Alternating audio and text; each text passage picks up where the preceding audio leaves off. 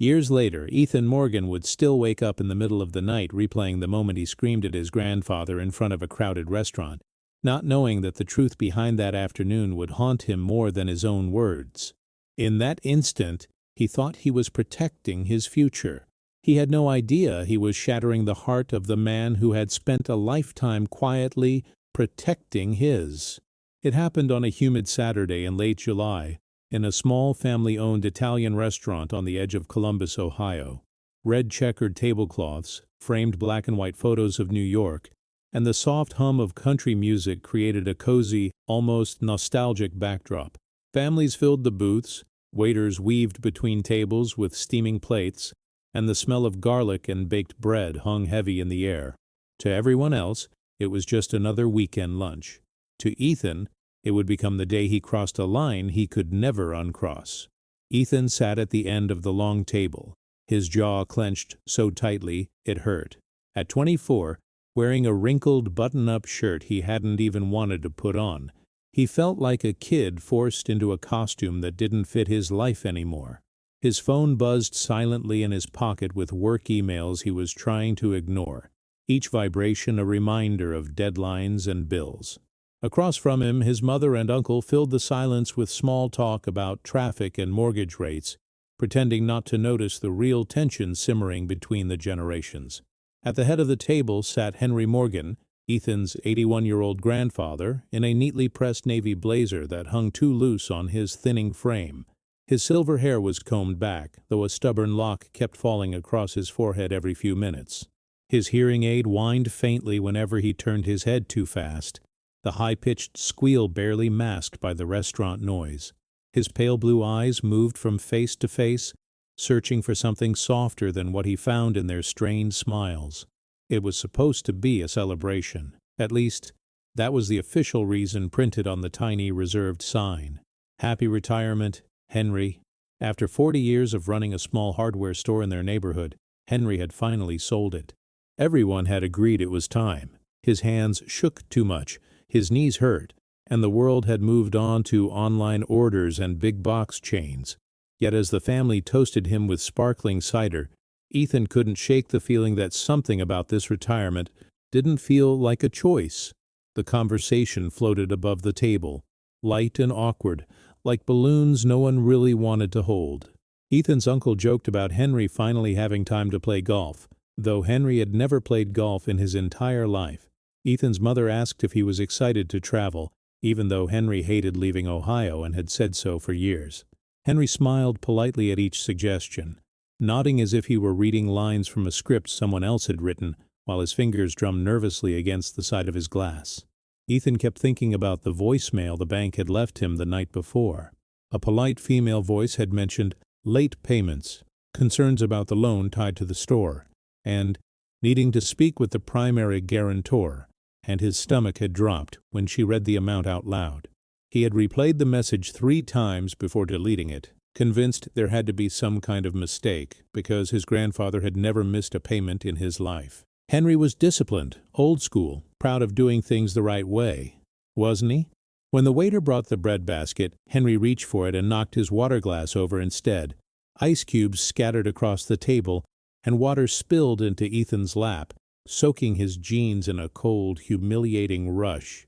Everyone rushed to reassure Henry, insisting it was no problem at all, but Ethan felt something hot and bitter rise in his chest, a frustration that had nothing to do with the spill.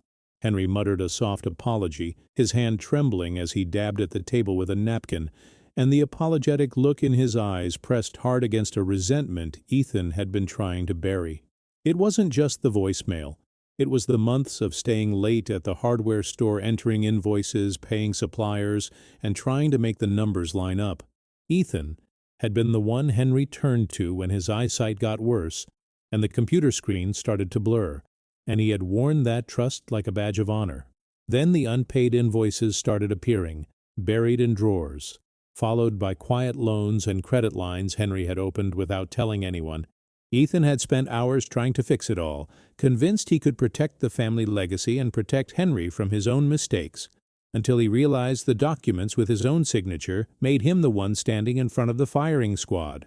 Now, As plates clattered and strangers laughed in nearby booths, Ethan stared at his grandfather and saw not the man who had taught him to ride a bike, but the man who had signed his name as guarantor on a loan that might destroy his future.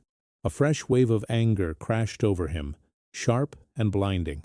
Emma, his girlfriend of 2 years, squeezed his knee under the table, trying to anchor him to the here and now. If this moment hits you, tell me, who would you trust, the man you remember, or the one whose choices are about to cost you everything? Henry cleared his throat and lifted his glass, the faint tremor in his hand visible even from the far end of the table. "I just want to say thank you," he began, his voice warm but fragile, like an old record. "You all sacrificed a lot to help me keep the store open these last few years. I know things haven't been easy." His gaze lingered on Ethan for half a second too long, and that look ignited every unspoken accusation Ethan had tried to swallow. Before Henry could go on, Ethan pushed his chair back, the legs scraping loudly against the hardwood floor. Conversations at nearby tables faltered and then went quiet as heads turned toward the sound. Ethan stood, heart pounding so hard he could feel it in his fingertips, his eyes locked on his grandfather like he was facing a stranger. His mother whispered his name like a warning, but he ignored her because he had spent months biting his tongue and the words were no longer willing to stay inside. "Not easy?" Ethan said, his voice shaking with a mix of fear and fury that surprised even him. "You think that's what this is, Grandpa? Not easy?" Henry blinked, clearly confused, his glass hovering mid-air as if frozen. The air around the table thickened, heavy with confusion and dread, as Ethan took a step forward. Emma stood halfway up from her chair, her eyes pleading. "And if you were in his place, would you forgive a secret like the one he was about to expose?" Ethan's voice rose, cracking in the middle as years of loyalty, admiration, and disappointment collided. "Do they know, Grandpa?" he demanded, gesturing toward his mother, uncle, and younger cousins who stared at him in stunned silence. "Do they know about the debt you hid, about putting the store in my name, about the fact that when the bank comes, it's my future on the line, not yours?" The restaurant went silent, the kind of silence that hums, and even the kitchen seemed to pause, as if the sizzling pans were holding their breath. Henry's fingers tightened around the stem of his glass, and for a moment he looked smaller, as if Ethan's words had physically pushed him back into his chair. His lips parted, but no sound came out, and his pale blue eyes glistened as he tried to form a response that would make any of this make sense. Then he set his glass down with slow, deliberate care, folding his trembling hands on the table as he finally looked up at his grandson with a mixture of hurt and resignation. Henry opened his mouth, but before he could defend himself, confess, or explain, a steady voice behind Ethan cut through the silence like a knife, and what he heard next froze him in place. Henry pressed the phone to his ear, his breath unsteady as the restaurant's chatter faded into a distant hum. "Hello?" he said softly, his voice cracking on the second syllable. Across the table, Ethan watched every movement, every tremor, every flicker of emotion passing across his grandfather's wrinkled face. The old man listened for several seconds without speaking, his eyes widening with recognition. Something shifted in his expression, a mix of relief, fear, and something Ethan couldn't name. Whatever he was hearing wasn't simple, it wasn't casual, and it absolutely wasn't good. Ethan's heart pounded. The anger burning in his chest didn't cool, it twisted. Who could possibly be calling at that exact moment, right in the middle of the family confrontation he'd been avoiding for months? His mind raced with possibilities: the bank, a debt collector, a former supplier demanding payment. But the way Henry's posture straightened, the way his grip tightened on the phone, it didn't look like the reaction of a man speaking to a creditor. It looked personal. Linda leaned forward slightly. "Dad, who is it?" she whispered, as if raising her voice would shatter him. Henry barely heard her. His focus was locked on the voice on the other end. His lips parted, but he said nothing at first, just nodded slowly as tears pooled in his eyes. Tears. Ethan had seen his grandfather cry only once, the day Henry's wife, Miriam, passed away. So seeing those same tears return now pulled something deep inside him, something that hurt even through the anger. Ethan forced himself to stay standing, though his legs trembled beneath him. The entire restaurant had returned to a low murmur, patrons pretending not to stare while clearly listening. A waitress lingered behind the counter, pretending to refill sugar packets. A couple in the corner watched like they were witnessing the climax of a drama they'd accidentally bought tickets to. If this moment hits you, tell me, who would you trust when the person you relied on starts cracking in front of you? Finally, Henry spoke. Yes, I'm here, he whispered into the phone. Is it really you? His voice shook, the words barely leaving his throat. Ethan's chest tightened. Who could say something that would bring that much emotion into Henry's voice? Who could sound like a ghost returning? Henry blinked hard, wiping beneath his eyes with the back of his free hand. I didn't think I'd hear from you again, he murmured. Ethan exchanged a confused glance with his mother, who now looked as frightened as he felt. This wasn't a bank call. This wasn't business. This was something older, deeper, something that had clearly lived in the shadows of Henry's past long before any loans or debts existed. For the first time since the argument erupted, Ethan's anger wavered. It didn't disappear, but it faltered enough to let fear in. Henry listened again, nodding and shaking his head at once, as if fighting a dozen emotions that didn't fit inside him. Then his shoulders slumped. Yes, of course, I'll come. I'll come right now if I have to. His voice wasn't fragile now. It was urgent, terrified, desperate. Ethan had never heard him sound like that, not even the night Miriam passed. Linda reached for the phone as if she could somehow hear the other side by touching Henry's wrist. "Dad, who's calling?" she asked again, more firmly. Henry didn't answer her. He ended the call slowly, staring at the phone long after the beep echoed in the air. Then he closed it with trembling hands and set it on the table with reverence, as if the device suddenly held the weight of an entire lifetime. The silence around the table thickened into something almost suffocating.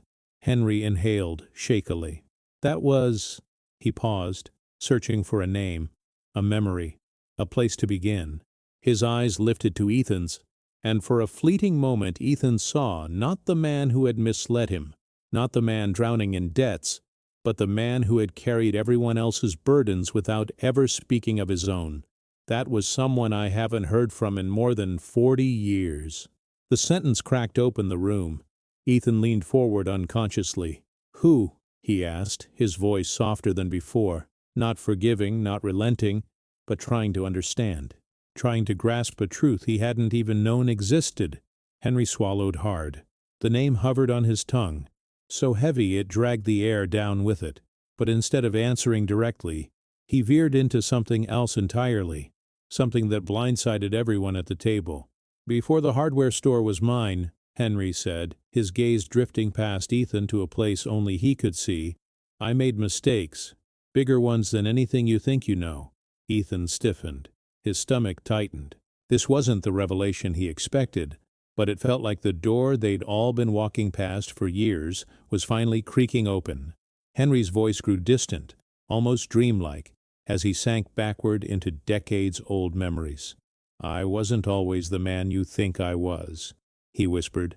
I had choices, responsibilities, promises I didn't keep, and some of them never stopped echoing. Ethan's pulse quickened. Have you ever seen someone hide their pain to protect you, only to realize the truth was bigger, heavier, and so much older than you imagined? The flashbacks began to spill from Henry in fragments. He talked about the years before the store, when he worked 2 jobs to support Miriam, when he lived in a cramped apartment above a laundromat, when he took risks trying to build something stable. He spoke about a partnership he once had with a man named Frank Denning, a friend he considered closer than a brother.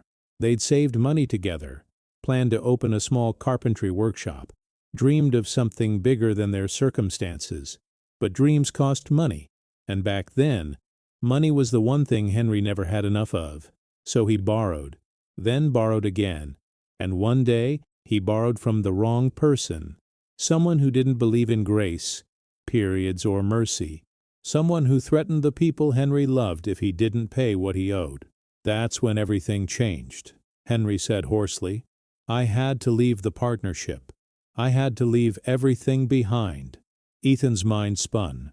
But Mom said you always wanted the hardware store, that it was your dream. Henry shook his head slowly. No, the store wasn't my dream, it was my escape. A chill rippled across Ethan's spine. His mother's mouth fell open.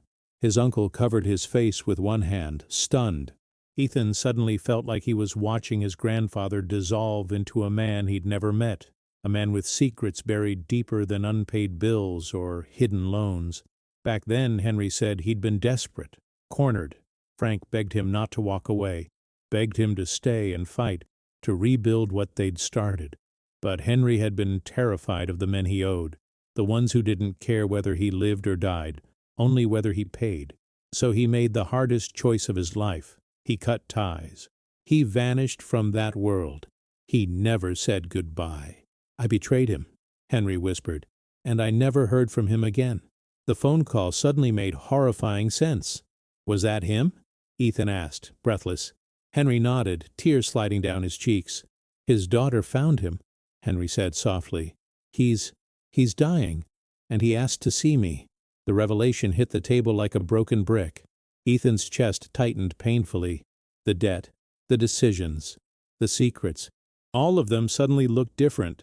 Not smaller, not excusable, but connected to wounds older than Ethan himself. Wounds that never healed because they had been buried alive. But the story wasn't finished. Henry wiped his face, inhaled shakily, and whispered, There's something else you need to know. Something I should have told you a long time ago. Before he could speak the next sentence, the restaurant door swung open with a loud clang. Ethan turned around and realized he wasn't alone. The restaurant door slammed against the wall with a force that snapped every head toward it. Cold air rushed inside as a tall man stepped through the entrance, his expression sharp, searching, urgent. Ethan didn't recognize him, but Henry froze the moment their eyes met. Fear flickered across the old man's face, so real and so raw that Ethan's heart kicked hard against his ribs. This wasn't a stranger. This was someone connected to the past Henry had run from. The man was in his late 50s, maybe early 60s, broad-shouldered but worn around the edges, as though life had sanded him down over decades. His gray hair was tied back loosely, and his weathered denim jacket looked like it carried stories older than Ethan. He walked directly toward their table, ignoring staring customers and the host calling after him. His boots struck the floor with the heavy finality of someone who had come for answers, not a meal. Henry whispered a name under his breath, barely audible. Michael. The syllables trembled out of him. Ethan's mind raced. Michael. The name matched the story Henry had told moments earlier. Frank Denning's son? The child who hadn't seen Henry in 40 years. The one with a dying father asking for a final reconciliation. If that was true, this wasn't going to be a calm visit. This wasn't a polite introduction. This was a storm arriving at their table. Michael stopped beside Henry's chair. His jaw clenched as he looked down at the old man, his eyes burning with something between anger and heartbreak. You didn't return my calls, he said, voice low and gravelly. So I came to find you myself. Linda rose halfway out of her seat in alarm, but no one spoke. Danny, Ethan's uncle, leaned back, hands up as if preparing to intervene. The tension was so thick the air felt heavy, like a room filling with smoke. Henry opened his mouth, but no words came out. He wiped his shaking hands against his blazer and tried again. I wasn't sure what to say. His voice cracked. After all these years. Michael cut him off. 42 years, Henry. He tapped the table with 2 fingers. 42 years, with no explanation. His voice never rose, and that somehow made it more terrifying. Ethan felt a strange shift inside him. Anger giving way to shock. Resentment folding into confusion. A man he'd never met had just walked in carrying the other side of a story Ethan didn't know he'd been living inside. Have you ever felt the ground move beneath your feet because someone else's truth rewrote everything you thought you understood? Michael slowly looked around the table, scanning each face as if trying to guess who Ethan was even before asking. Which one is your grandson? He demanded. Henry swallowed hard and lifted a trembling hand to point at Ethan. Michael turned fully toward him, eyes narrowing. "So you're the one he signed over everything to?" Ethan stiffened. "What does that have to do with you?" he asked defensively, though his voice wasn't as steady as he wanted. Michael stared at him with a mix of pity and frustration. "Everything," he said, "because the mess you think started with your name on those papers didn't start with you at all."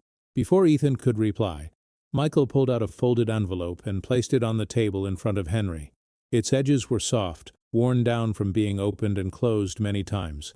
"Dad wrote this," he said. "For you. He knew he didn't have much time left." Henry stared at the letter as if it were a grenade. His chest rose and fell too quickly, his hands trembling as he reached for it but didn't touch. Linda stepped forward. "Sir, maybe this isn't the best place." Michael cut her off with a sharp shake of his head. "You think any place is the best place for a truth that's been eating a hole through a man for 40 years? His voice was thick now, cracking slightly. "My father believed Henry abandoned him. Left him with debts, threats, and a workshop he couldn't run alone." Ethan blinked hard. "But Henry said—" Michael nodded sharply. "I know what he said. I know the story he told." He looked straight at Henry with eyes that carried every year of silence. "But the truth is more complicated, isn't it?" Henry's shoulders curled inward, as though he were shrinking under the weight of memories he'd tried to bury. "I didn't abandon him the way he thinks," Henry said softly. "I left so he wouldn't get hurt. The men I owed, they threatened Miriam. They threatened all of us. Leaving was the only way to protect him." Michael scoffed under his breath, though pain flickered through the gesture. "Funny thing," he said. "My father said the same thing, that he stayed to protect you." His hand balled into a fist on the table. Two men playing hero in different directions. Two men too stubborn to talk. His voice cracked. "And I was the kid who paid the price." The restaurant had gone silent again. But it wasn't the silence of shock.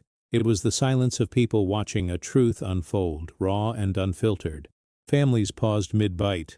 A waiter froze with a tray halfway lifted. Somewhere behind them a child whispered, "What's happening?" But no one dared move. Ethan felt his pulse hammering in his throat. He looked at Henry, seeing not just guilt but decades of fear, regret, and unspoken love trapped behind a wall of choices. A bitterness twisted inside him, but so did something else, something that asked, "Have you ever watched someone break open and realized the pieces were more fragile than the person you blamed?" Michael inhaled deeply, steadying himself. "Dad wants to see you, Henry, before he goes." His voice softened for the first time. "He's waiting at Riverside Hospital." He swallowed hard, but he also said something else, something you're not gonna like. Henry closed his eyes. "What did he say?" Michael hesitated, then looked at Ethan. "He said the debt they both ran from didn't die with the past." Ethan's stomach dropped. "What does that mean?" But Michael didn't answer. Instead, he pulled a second folded paper from his jacket, a document with the logo of a bank Ethan recognized immediately. He slid it across the table until it rested directly in front of Ethan's trembling hands. "This," Michael said quietly, "is the part nobody warned you about." A chill cut straight through Ethan's spine. His fingers hovered above the paper, afraid to touch it, afraid not to. His breathing grew shallow as he looked from the document to Henry, who now looked unbearably small. "Grandpa, what is this?" Ethan whispered, his voice breaking. Henry didn't speak. He couldn't. His eyes glistened, his face pale, his mouth opening and closing like a man drowning in a truth he could no longer hide. Michael exhaled shakily. "Go ahead," he said. "Read it." Ethan unfolded the paper, and the moment his eyes landed on the first line, his vision blurred. His knees weakened. His fingers went cold. A wave of nausea rose through his chest as each sentence carved deeper into him. He blinked, reread it, and blinked again. And then, as the room tilted and the edges of his vision darkened, he realized the problem was worse, far worse, than anything his grandfather had confessed. He looked up, lips trembling, and whispered, "What did you do?" But before Henry could answer, someone gasped loudly from across the restaurant, and the sound made every head turn as one. Someone else had just walked in. Everyone in the restaurant turned toward the entrance at the same moment. The bell over the door jingled weakly as a woman stepped inside, looking nothing like the storm that swept through the restaurant seconds earlier. She was small, maybe mid-40s, wearing a beige coat too thin for the cold outside, her dark hair pulled back into a tired knot. Her eyes scanned the room anxiously until they landed on Henry. The moment she saw him, she froze as if she'd found what she feared and hoped for at the same time. Henry's face turned white. "Oh, God," he whispered, gripping the edge of the table to steady himself. Michael's brows furrowed as he followed Henry's gaze. "You know her?" he asked slowly. Henry didn't answer. He couldn't. His throat moved, trying to force words out, but nothing came. Ethan looked between them, feeling the tension spike like an electric charge. The woman walked closer, her steps quiet but determined. Every second seemed to stretch thin, like time itself was holding its breath. She stopped just a foot away from Henry, her voice trembling as she spoke. "Henry, we need to talk. Now." Ethan's heart lurched. Who was she? Her tone carried urgency, familiarity, and something deeper, something raw and personal. Michael stepped in front of her defensively. "Who are you?" he demanded. The woman hesitated before answering. "My name is Lisa Carter." She took a shaky breath. "And I believe you were looking for me." Michael's expression darkened with confusion. "Looking for you? I've never seen you in my life." Lisa glanced at the worn letter still lying on the table. "If that came from Frank Denning," she said softly, "then yes, you have been looking for me." The words hit like a dropped plate, shattering on the floor. Michael blinked, stunned. "My father never mentioned—" Lisa interrupted gently. "He wouldn't have. He couldn't." Her eyes moved back to Henry in a way that made Ethan's stomach knot. Henry pressed a hand to his forehead, his breathing shallow. "Lisa, I told you not to come here." His voice cracked under the weight of fear. Ethan stared at him as if seeing a stranger in his grandfather's skin. "Grandpa," he said, barely above a whisper, "what's going on? Who is she?" Lisa swallowed hard. "I tried calling," she said, "but you never picked up." Her eyes softened, almost pleading. "I knew you were scared. I knew you didn't want this to come out in front of them. But you don't have a choice anymore." Ethan felt the air disappear from his lungs. "If this moment hits you, tell me, who would you trust when the truth starts arriving from 3 directions at once?" He looked at Henry, who suddenly seemed impossibly old, his shoulders hunched, his hands trembling uncontrollably, his face lined with dread. Whatever this was, it wasn't small. It wasn't incidental. It was a truth capable of tearing apart everything he thought he knew. Michael crossed his arms. "Start talking," he demanded. Lisa looked at him carefully, as though assessing how much he already knew. "Frank Denning," she began slowly, "was not just your father's business partner. Before Henry left, before everything fell apart, Frank had another life tied to this one." Henry shut his eyes tightly. "Lisa, please." She ignored him. "Frank had a relationship with a woman named Julia Carter." Her voice dropped. "My mother." Michael's mouth fell open. "That's impossible. Dad never—" Lisa cut him off with a quiet firmness. "She died before you were old enough to remember her, and he spent the rest of his life running from the pain of losing her." She paused, then added softly, "and running from a lot of other things." Henry shook his head desperately. This isn't how they should find out. But it was too late. The truth was unfolding with or without his blessing. Ethan gripped the edge of his chair so tightly his knuckles whitened. Lisa reached into her coat and pulled out a small photograph, old, creased, yellowed from time. She placed it gently on the table. In the picture, 2 young men stood in front of a workshop, Frank Denning and Henry. But behind them, almost hidden, stood a young woman with a soft smile and kind eyes. Lisa tapped the photograph. "My mother, Julia." Michael stared at it, as if seeing a ghost. "Why do you have this?" Lisa exhaled. "Because she wasn't just my mother." Her voice trembled. "She was the reason Frank and Henry fought, the reason their partnership collapsed." Ethan's pulse thundered in his ears. "What do you mean?" he asked. Lisa looked straight at him. and for the first time Ethan saw the grief in her eyes. Julia was pregnant, she whispered, and the father was one of them. The room went silent. Michael's face drained of color. Ethan's breath caught. Henry's body sagged in his chair.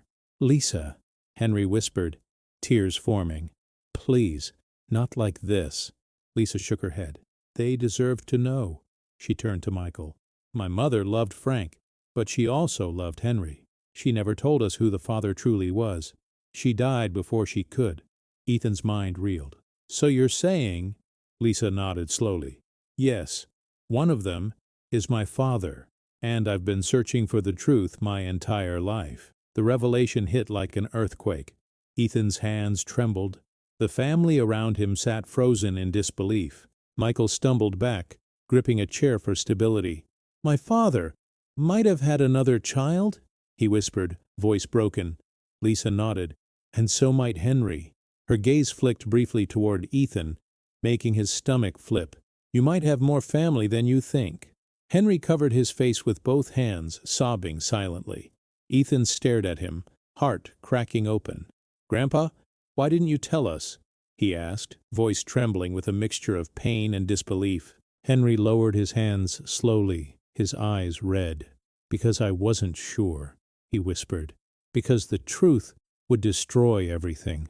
Lisa stepped closer to the table. "There's more," she said quietly. "Frank told me something on his deathbed. Something about the debt you two were running from." She turned to Henry. "And he said once I delivered this message, nothing would ever be the same." Michael wiped his face with the back of his hand. "What message?" he asked urgently. Lisa took a breath and reached into her coat again. This time, she pulled out a single folded paper, thin, fragile, and trembling in her hand. She held it toward Henry. "This," she whispered, "is the truth you spent your whole life hiding." Henry's hand shook violently as he reached for it, but before his fingers could touch the paper, the restaurant door burst open a second time, and this time it wasn't a quiet entrance or a cautious visitor. It was two men in black jackets, scanning the room with purpose, and one of them said Henry's full name out loud. The two men in black jackets stepped inside with the kind of presence that swallowed the entire room's oxygen.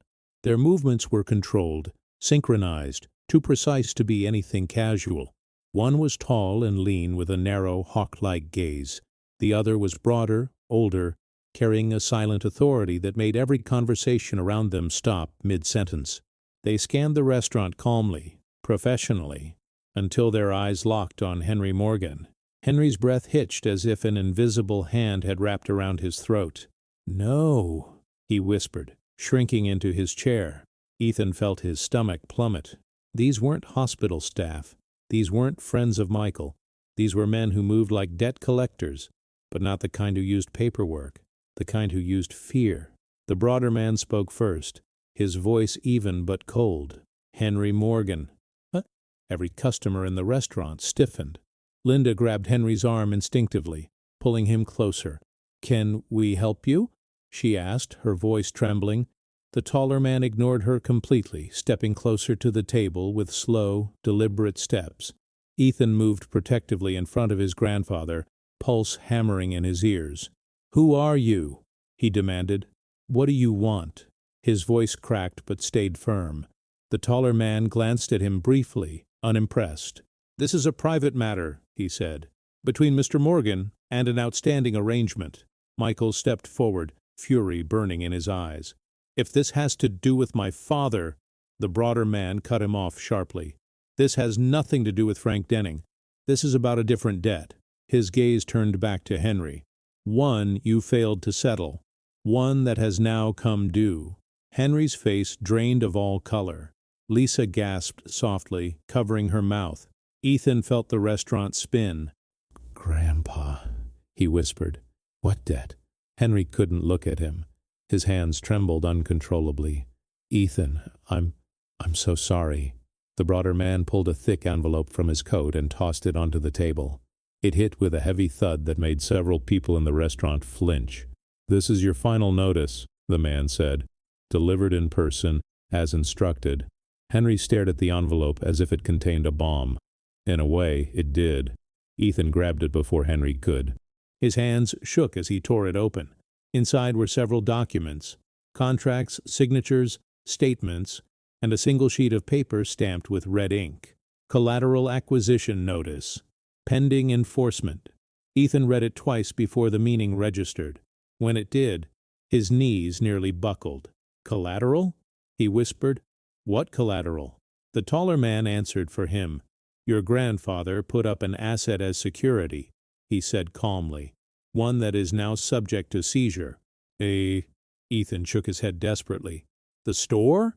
You can't take the store. It's sold. The man's expression didn't change. We are not here for the store. A chill crawled down Ethan's spine. He looked at the paper again, and then he saw it. His name, his signature, a clause he didn't remember seeing. No, he murmured. No, this isn't real. But it was. It was black and white, notarized, official. A clause tying him as collateral through an employment bond, financial liability, and future asset claim. The men weren't here for money. They were here for him. He stumbled backward, breath catching. Grandpa, tell me you didn't sign this. Henry covered his face with his hands, shoulders shaking violently. I thought I'd fix it in time, he whispered. I thought I'd protect you. I never meant for them to come for you. Ethan's heart cracked open. You used me as collateral? He whispered, tears burning behind his eyes.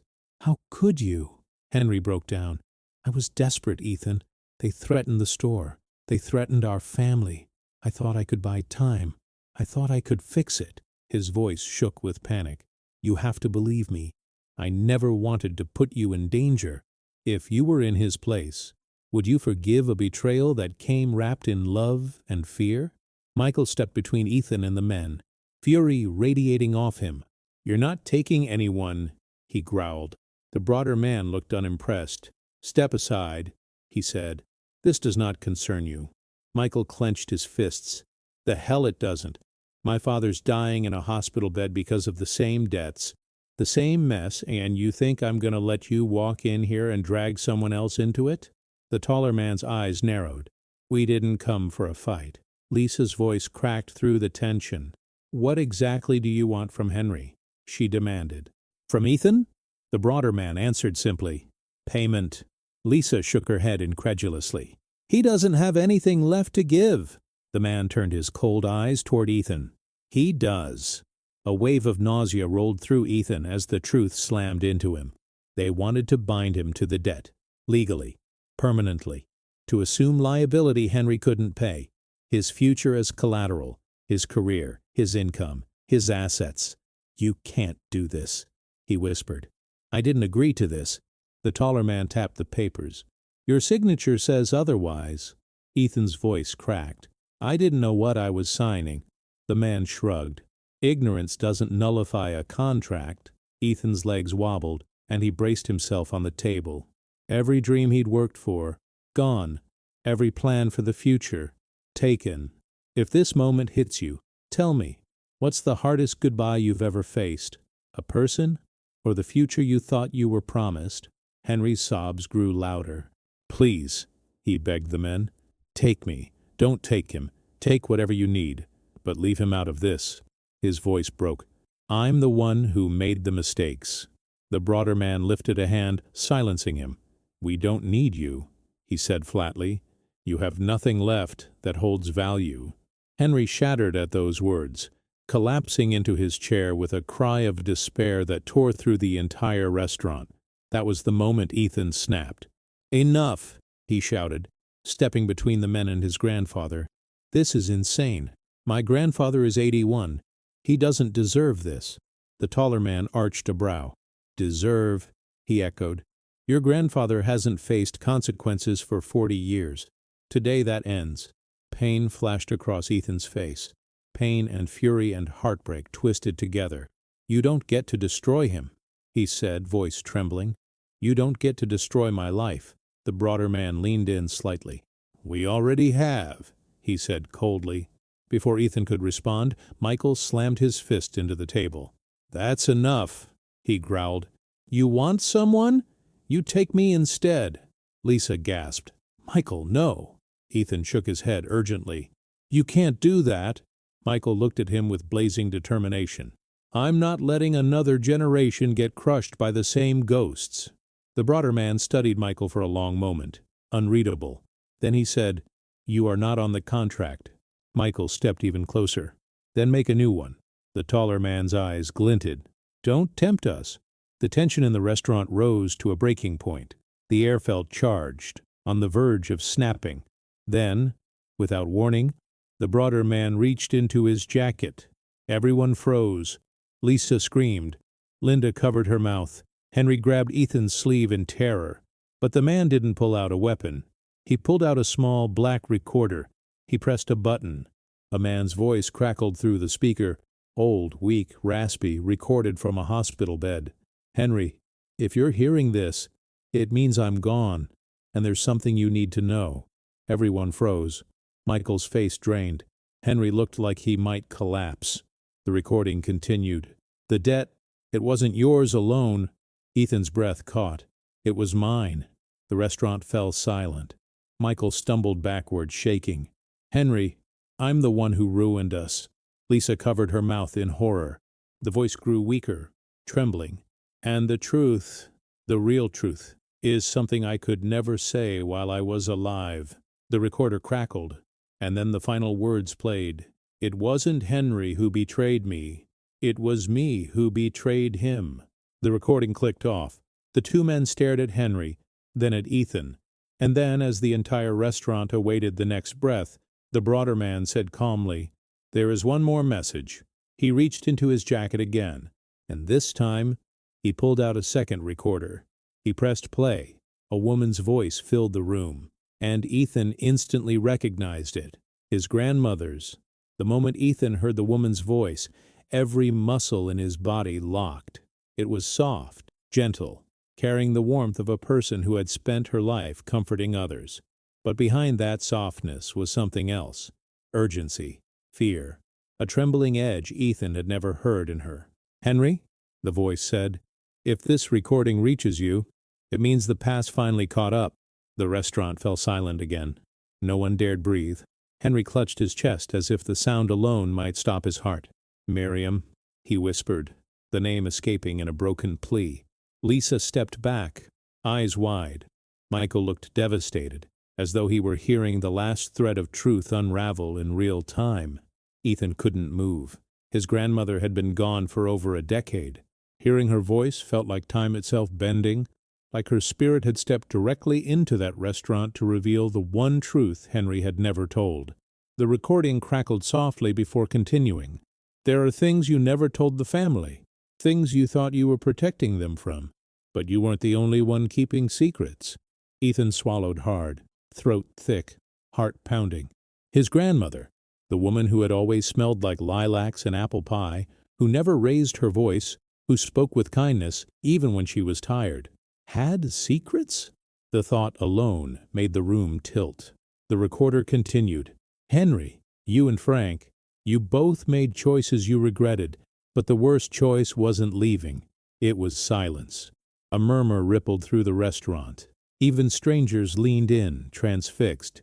Silence turned misunderstandings into blame. Silence turned fear into anger. And silence destroyed the bond between you. Ethan felt a sting in his chest. He had grown up believing Henry's silence was simply age, stubbornness, pride, but hearing Miriam say it aloud made him question everything. The recording continued. But there's something you never knew, Henry. Something I needed you to hear, even after I was gone. The air in the restaurant thickened. Michael exhaled shakily. What is she talking about? He asked, more to himself than anyone else. Lisa's hands were trembling at her sides. Ethan felt like the ground beneath him had become fragile, thin, cracking. Miriam's voice softened. I knew about Julia. Henry let out a guttural sound, somewhere between shock and grief. Miriam, he whispered again. The recording pressed on, calm but heavy. I knew about the way Frank looked at her. I knew about the way you looked at her too. And I knew the truth neither of you had the courage to face. Ethan glanced at Michael, who looked like someone had punched the air out of him. The entire restaurant listened as though the walls themselves were absorbing the confession. Julia wasn't just the wedge between you. She was the only thing you two ever feared losing. Henry bowed his head into his hands. Tears slipped between his fingers. Ethan reached toward him but hesitated, torn between the grandson who loved him and the man still bleeding from betrayal.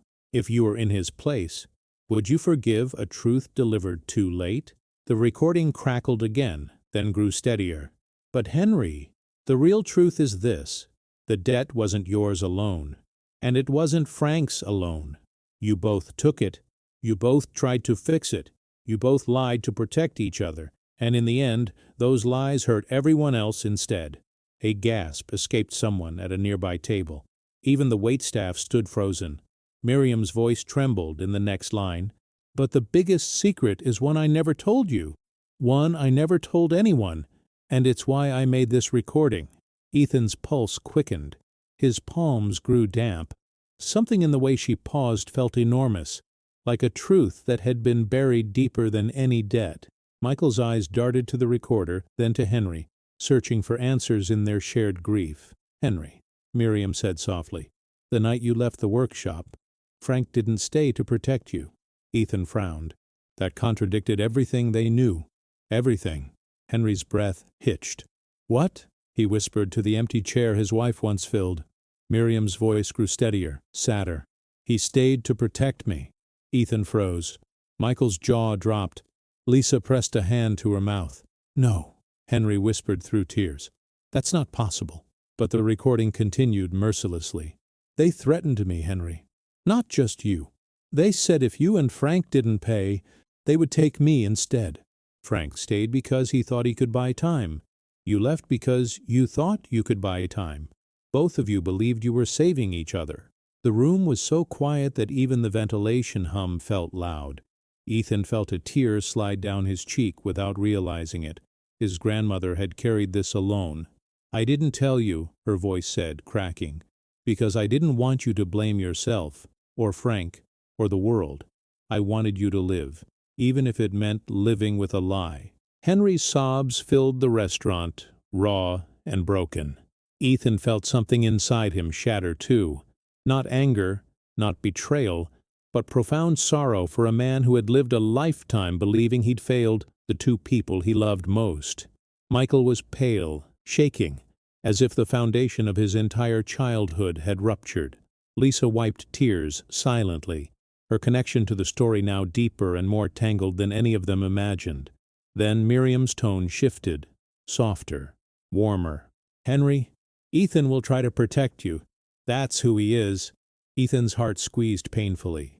But he has a future you never had, and he deserves the chance to live it without your past dragging him down. Ethan's stomach tightened. Was she talking about the debt, the collateral, the hidden paternity, or all of it at once? Do not let him pay for your mistakes, she continued gently. Let him go. Let him live. Let him forgive you in his own time. Ethan swallowed hard, chest tight. But he will need the truth. All of it. Her voice wavered. Only the truth can set both of you free. The recorder crackled. A long pause. Then, I love you, Henry. I always did. That's why I stayed. And finally, in a whisper, don't let the past take him too. The recording clicked off. Henry collapsed forward, sobbing openly. Ethan grabbed his shoulders, steadying him as the weight of decades crashed over them both. Michael stepped back, wiping tears angrily off his face. Lisa stood rigid, overwhelmed but strangely calmer than before. The two men in black exchanged a glance, their cold confidence shaken for the first time. The broader man cleared his throat. There is, he hesitated, surprising everyone, one final document you need to see. Ethan tensed. What now? He asked, voice raw. The man reached into his jacket slowly, carefully, and pulled out a single sealed envelope, smaller than the others, stamped with a symbol Ethan didn't recognize. He slid it across the table. It changes everything, he said quietly. Ethan reached for the envelope, but before his fingers touched it, the taller man's phone buzzed, and the name on the screen made his face drain of color. He looked at the caller ID, looked at Henry, then snapped to attention. Everyone stay exactly where you are, he ordered. We have a situation at the hospital. The taller man answered the buzzing phone with rigid urgency, turning away from the table but not far enough to keep the conversation private. His posture stiffened immediately, shoulders locking as though he were receiving military-grade instructions. Ethan watched him closely, heart pounding. Everyone at the table held their breath, as if the entire restaurant had turned into one enormous lung waiting for a verdict. Then the man said quietly, "Understood. We're on our way," and hung up without another word. He turned back to Henry, his expression stark.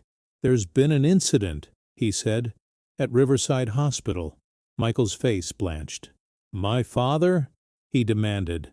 The man hesitated, which alone sent a chill through the group. "We don't have details," he said carefully, "but the hospital reported a disturbance in Frank Denning's room." Michael looked like someone had punched the air out of him. Ethan stepped closer, instinctively bracing himself. "What kind of disturbance?" The broader man shook his head once. "We can't discuss that here." He gestured to the sealed envelope he had placed on the table moments earlier. "But before we leave, you need to open this. It contains information that pertains to all of you." Henry stared at the envelope as if it were radioactive. Ethan could feel the tension radiating from his grandfather's trembling shoulders. "What's in it?" Ethan asked. The taller man's jaw tightened. "The final element of your grandmother's message," he said, "and the truth behind the original debt." A hush fell again. Ethan swallowed hard. His grandmother had left behind more than love and memories. She left a trail of revelations that seemed to unwind into deeper, darker truths each time one surfaced.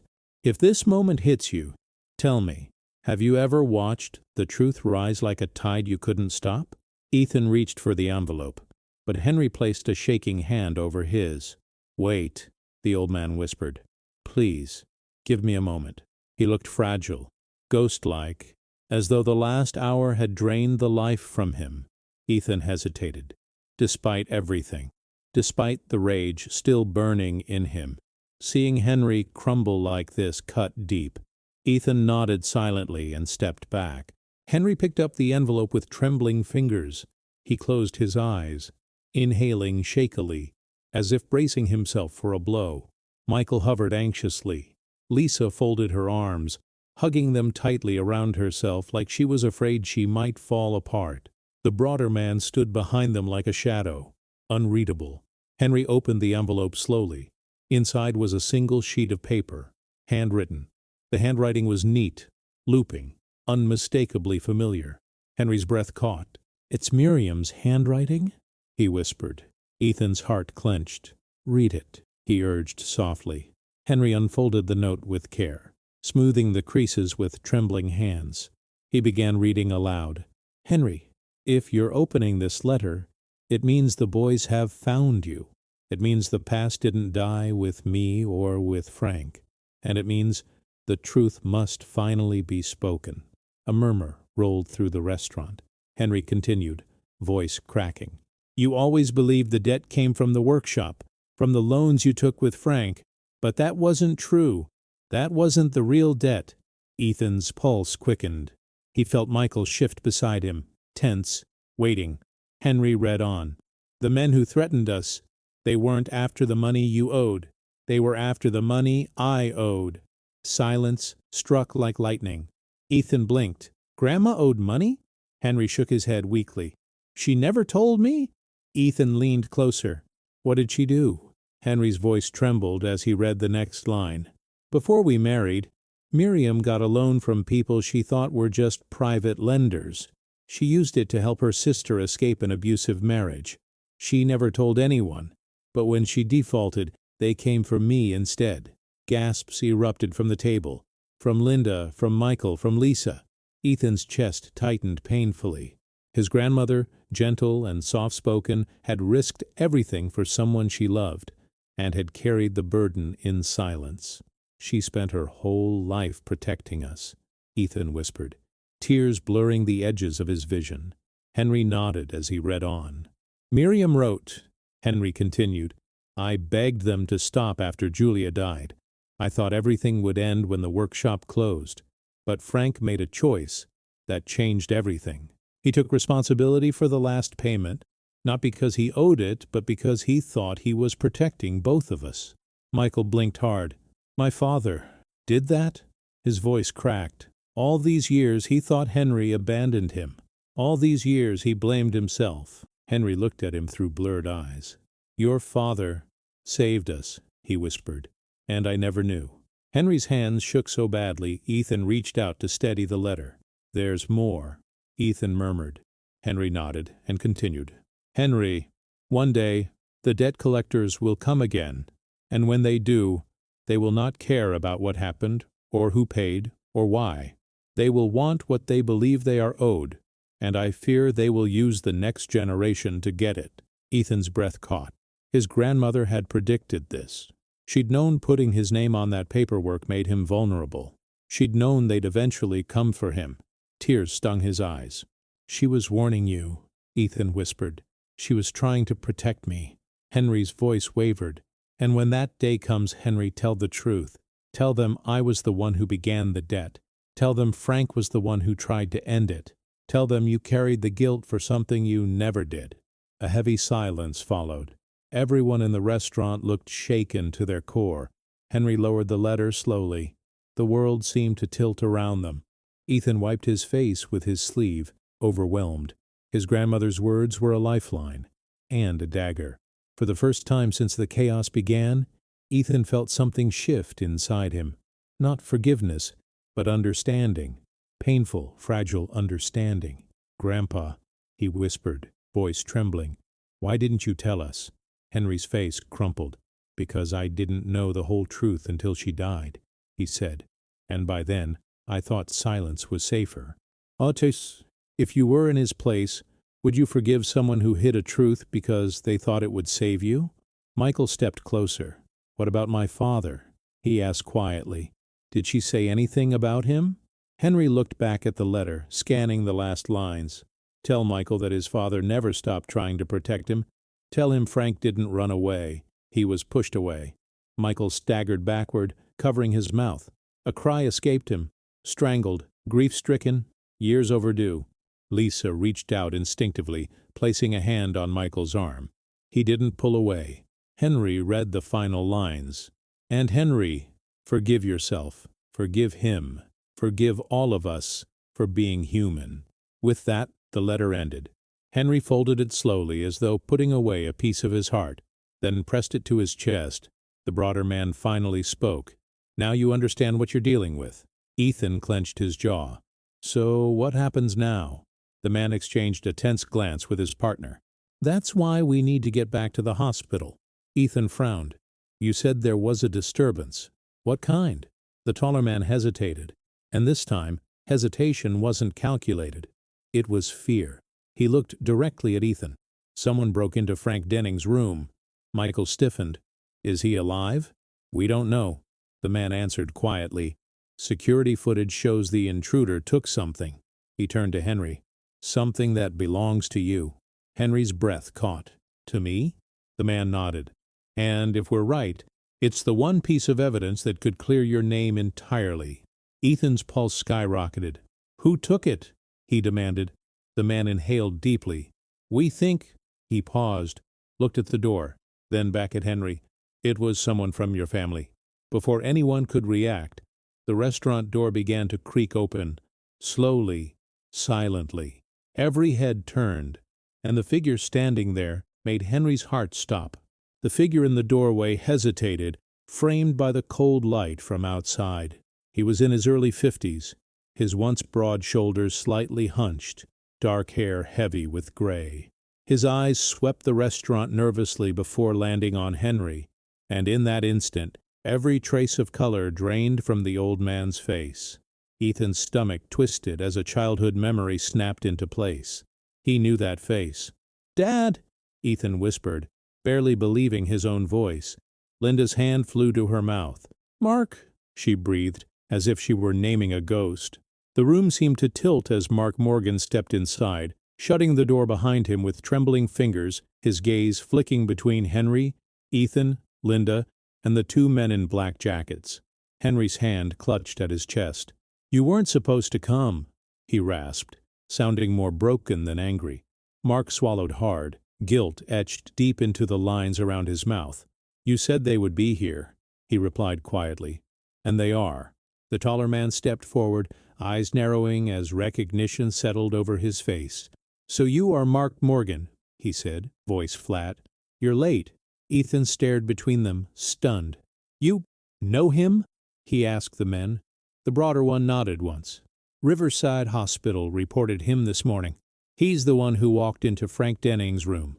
Michael took a half step forward, anger flaring. "You broke into my father's room?" he demanded. Mark didn't flinch. "I didn't break in," he said evenly. "Frank asked for me." He reached into his worn jacket slowly, palms open to show he meant no harm, the tension in the restaurant tightening with every inch. Every eye in the room followed his hand. From an inner pocket, Mark pulled out a small metal lockbox, scratched and dented with age. He set it on the table with a metallic thud that seemed far too loud in the hush. "Frank told me this had to go to Henry," Mark said quietly. "He made me promise before they sedated him." The broader man exhaled slowly. "That box," he said, "is the evidence we were sent to secure." Ethan stared at it, fascinated and terrified. "What's in it?" he asked. Mark shook his head. "I don't know everything," he admitted, "but I know it's the part of the story none of us ever had the courage to say out loud." Henry's eyes shone with tears. "Why you?" he whispered. "Why would Frank give that to you?" Mark's jaw tightened. "Because I owed him," he said, "and because he knew I owed you too." Ethan felt his throat constrict. His father had been gone most of his life, more present in late-night arguments and quiet resentment than in memories. The men in black exchanged a look. "Open it," the taller one ordered. "Now." Mark placed a small key on the table. "Frank taped this under his hospital bed," he said. "He didn't trust anyone else to find it." Henry reached for the key, his hand shaking so badly that Ethan instinctively closed his own hand over it to steady him. Together, grandfather and grandson turned the key. The lock clicked open with a soft metallic snap. Henry lifted the lid slowly. Inside, neatly stacked, were old ledgers, a bundle of letters bound with worn string, and a flash drive tucked into a small envelope. A faint smell of dust and cigarette smoke drifted out, as if the past itself had been sealed inside. Mark pointed to the ledgers first. "Those are the original accounts from the workshop," he said. "Every dollar in, every dollar out, every payment your grandmother made." Ethan carefully lifted one, scanning the faded ink. The numbers told a story. Loans taken and repaid. Interest doubled. Threats scribbled in the margins in a different shaky hand that made his chest tighten. Next, Henry picked up the bundle of letters. "They're from Julia," Mark said softly. "To Frank. To you." Lisa stepped closer, breath catching in her throat. "My mother wrote those?" she whispered, her voice trembling. Henry nodded faintly. "She must have kept copies," he murmured, thumb brushing the worn paper like it might dissolve. The broader man gestured toward the small envelope with the flash drive. "That's what we're interested in," he said. "That's what the people behind this want suppressed." Ethan frowned. "Suppressed." The man nodded. "If what Frank told us is true, that drive contains proof the original debt contracts were predatory and illegally enforced. It could invalidate everything they've tried to hang on Henry and on you. If you were in his place, would you fight back, knowing the fight would drag every buried secret into the light?" A thin shard of hope pierced through Ethan's chest. For the first time since this started, he could see a line leading out of the wreckage. Mark exhaled shakily. "Frank said he was done running," he murmured. "He didn't want another generation paying for what happened in that workshop. He asked me to make sure this didn't disappear again." Ethan turned to his father, anger and gratitude colliding. "And what about you?" he asked tightly. "How much of this is yours?" "I made it worse," Mark admitted, not looking away. "When I was younger, I borrowed from some of the same people who held your grandmother's debt. I thought I could flip the money, pay it back, help the store." He shook his head. "I only dug us in deeper." He looked at Henry with raw regret. "You covered for me. You let everyone think it was all on you." Henry wiped his face with the back of his hand. "You were my son," he whispered. "I couldn't watch them chew you up." The truth settled over the table like a heavy blanket, suffocating but strangely clarifying. For decades, blame had floated in the wrong directions. Toward Henry, toward Frank, toward faceless men in the dark. Now finally the lines were visible, even if they hurt to look at. The taller man cleared his throat. "Here's what happens next," he said. "We escort this evidence to a secure location. We initiate a review of all outstanding documents connected to this debt. If everything checks out, the contracts tied to Ethan and Henry can be challenged, and likely voided." Ethan's breath shook with relief and disbelief. "So you're not here to drag us away?" he asked. The broader man shook his head slowly. "We were hired to collect," he said. "We weren't hired to destroy. Frank reached out before things got this bad and gave us a different job." Linda pressed a hand to her chest, eyes flooding. "What kind of job?" she asked. The man looked around the table, at Ethan, at Henry, at Michael, at Lisa, at Mark. "To make sure the truth didn't die in that hospital room," he said quietly. "To make sure the next generation had a chance to walk away free." A fragile sense of justice began to flicker in the air, tentative but real. Ethan felt it like a small lantern being lit in a long, dark tunnel. "So we take this to the police?" he asked. "To a lawyer?" The taller man nodded. "We already have a contact waiting at the station, an investigator who's been following cases like this." Michael straightened, resolve hardening his features. "Then we go," he said. "All of us." Before anyone could move, Mark cleared his throat. "There's one more thing," he said quietly. "Something Frank told me to say only after the box was opened." He looked at Lisa and Michael, then at Ethan. "It's about Julia, and about who she was trying to protect." Lisa's hands trembled at her sides. "Protect from what?" she asked, voice barely audible. Mark's gaze settled on her with a mix of sorrow and tenderness.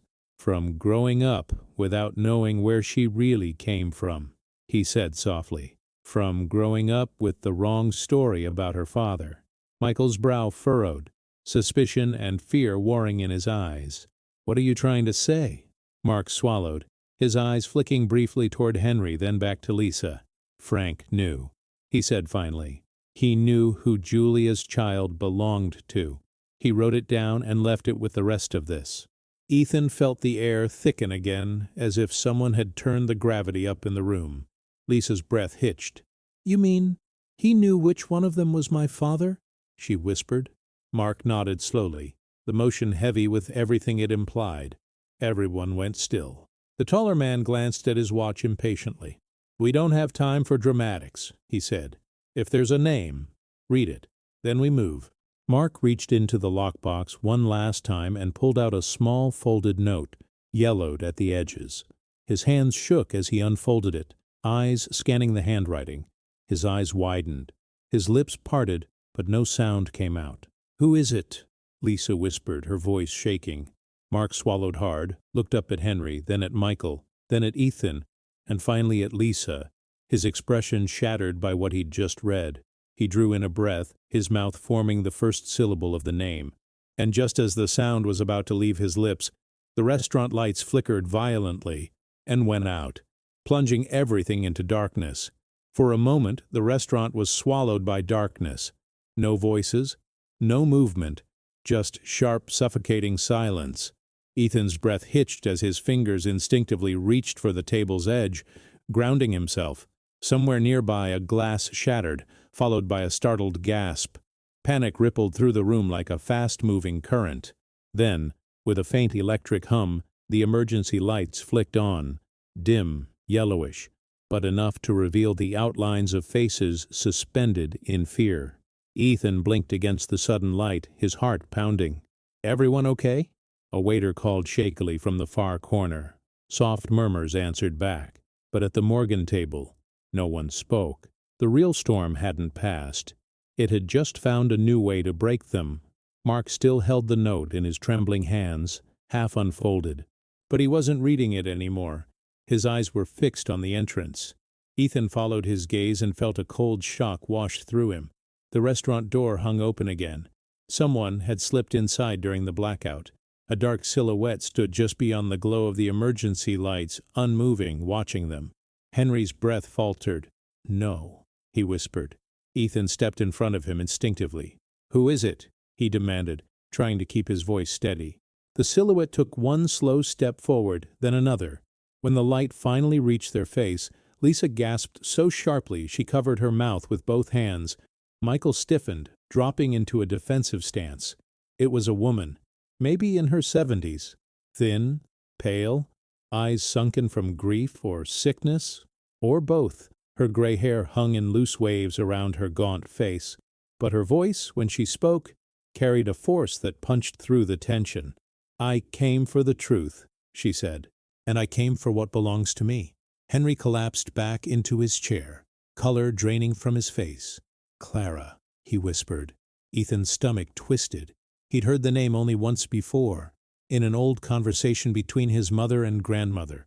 Clara Denning, Frank's sister, the one who vanished decades earlier after a family feud no one ever explained.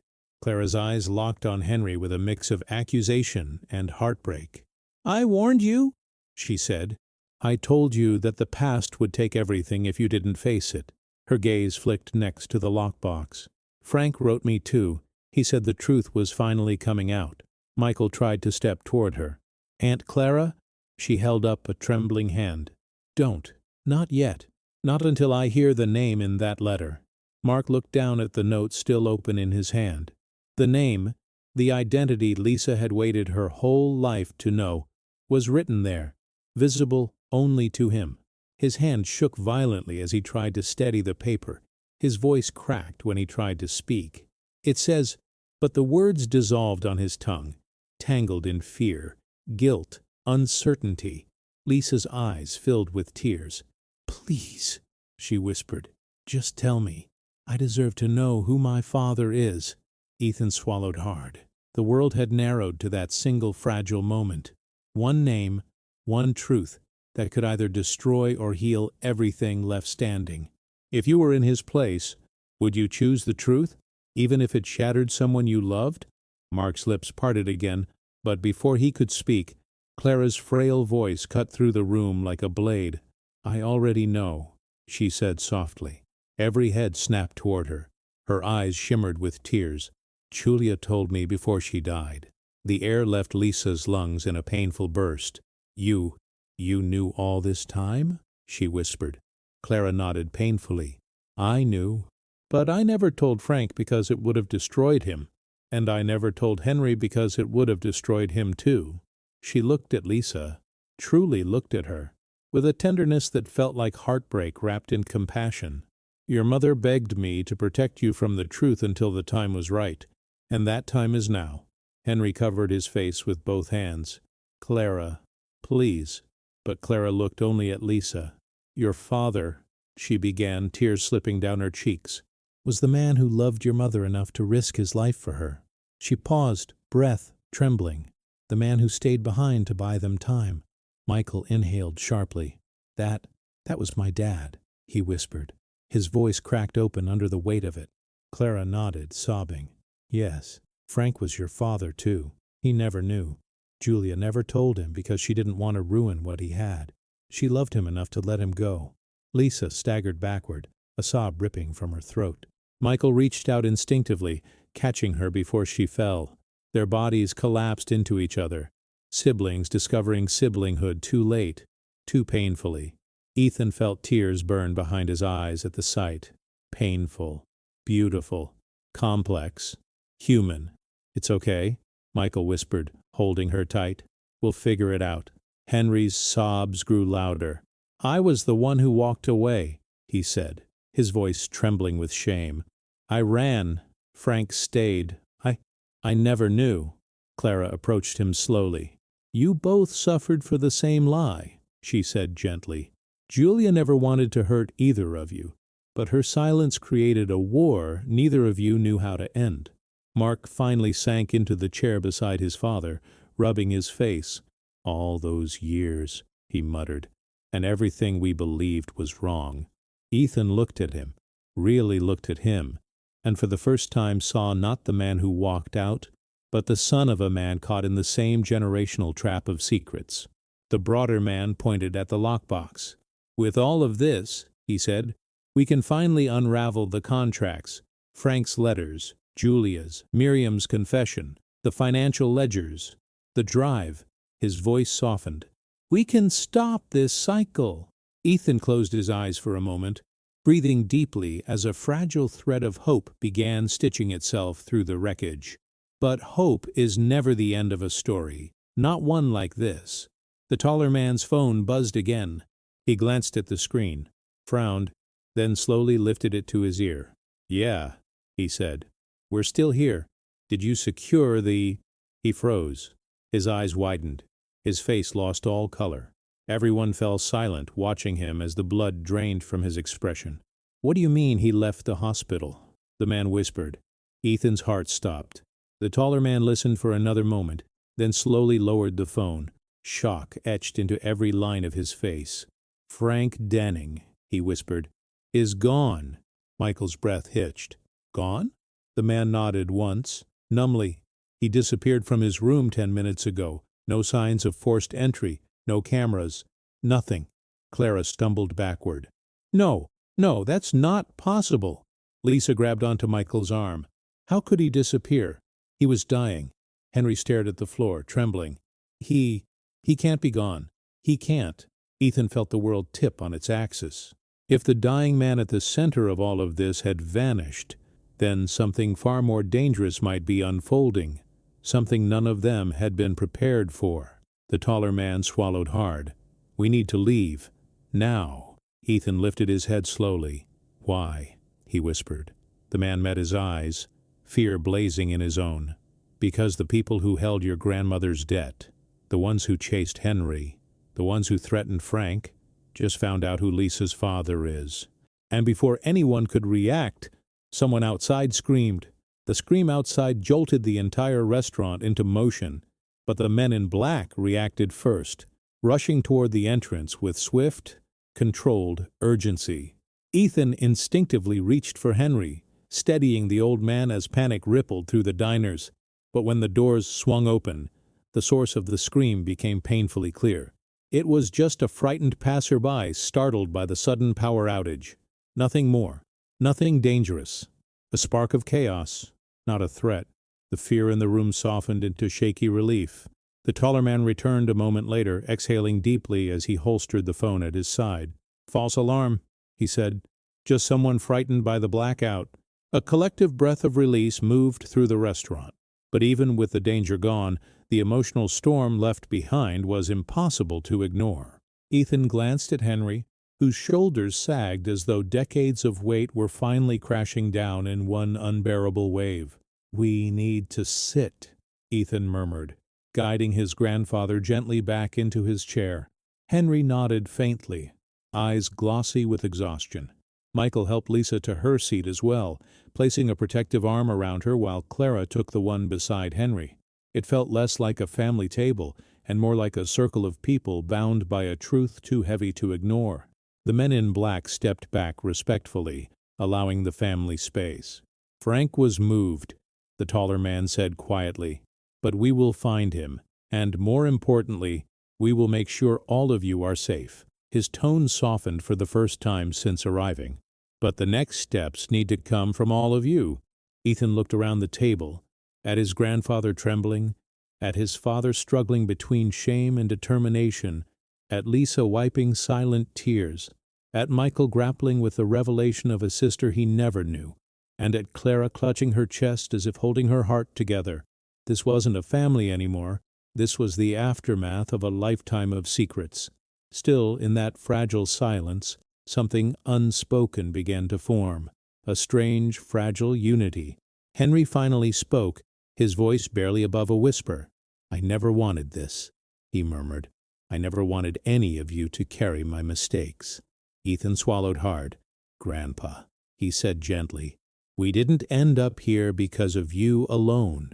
Everyone in this room was carrying parts of the same story.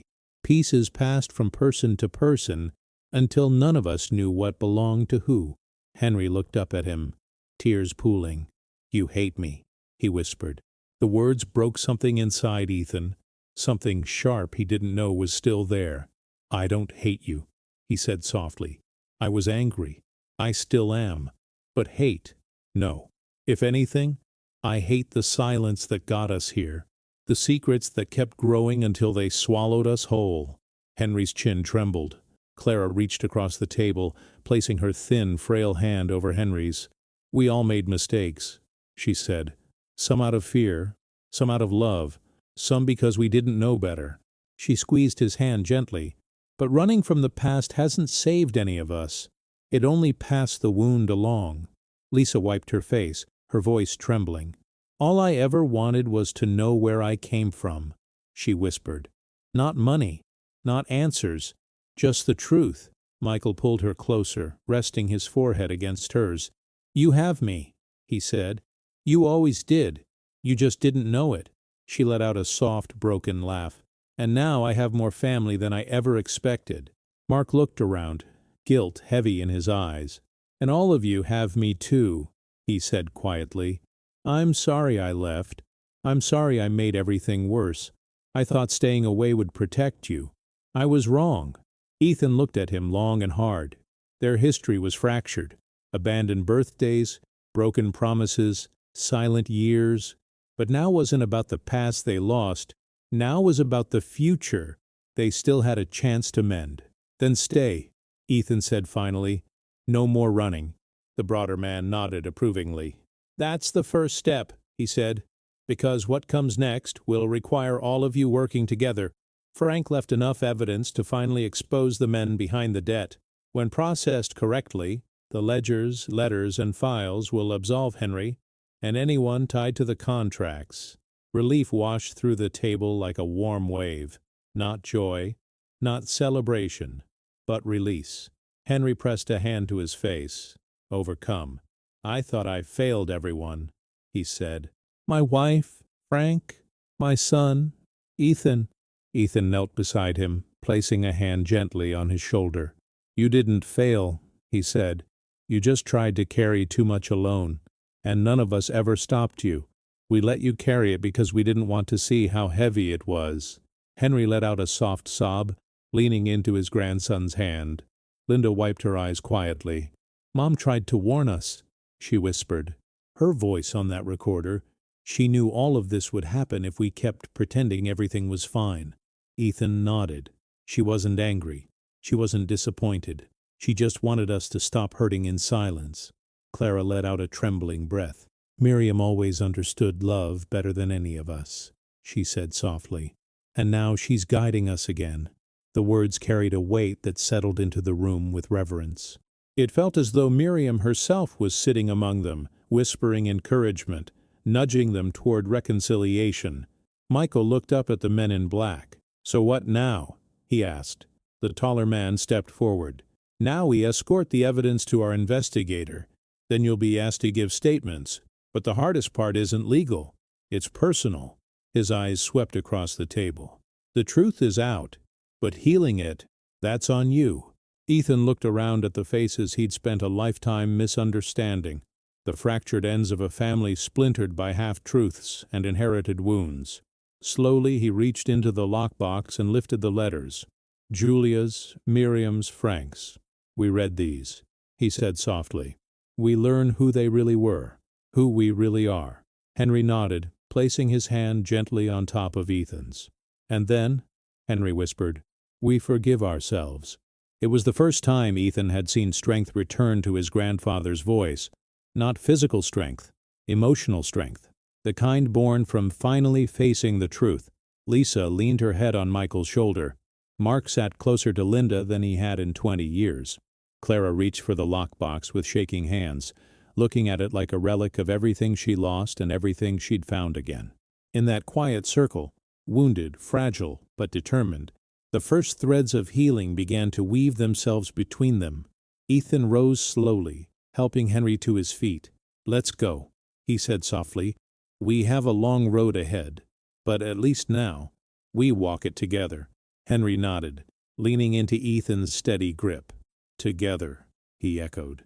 The family gathered their coats. Mark tucked the lockbox under his arm with a newfound sense of duty. Michael supported Lisa gently as they walked. Clara rested her hand on Henry's shoulder, and for the first time in decades, they stepped out of a room not as scattered pieces, but as a family reclaiming what had been lost. Outside, the sky was beginning to clear. The storm clouds that had hovered all afternoon were drifting apart, revealing soft streaks of early evening light. It wasn't dramatic. It wasn't symbolic by force. It was simply the world shifting as they shifted. Ethan inhaled deeply, letting the cool air fill his lungs. Everything still hurt. Everything still needed work. But something inside him felt different, steadier, calmer, grounded in a truth he'd never had before. The weight on his shoulders wasn't gone, but it was finally shared. He looked at Henry, who stood quietly beside him, eyes closed against the breeze. "Grandpa," Ethan said gently. Henry opened his eyes, the pain still there, but softened now by something brighter. Hope. "Yes, Ethan?" he asked. Ethan squeezed his shoulder. "We're going to be okay," he said. "Maybe not today, maybe not tomorrow, but we will be." Henry nodded slowly, his eyes shining with gratitude. "I believe you," he whispered. And together, bruised, shaken, but finally honest, they walked toward the future none of them expected, but every one of them deserved.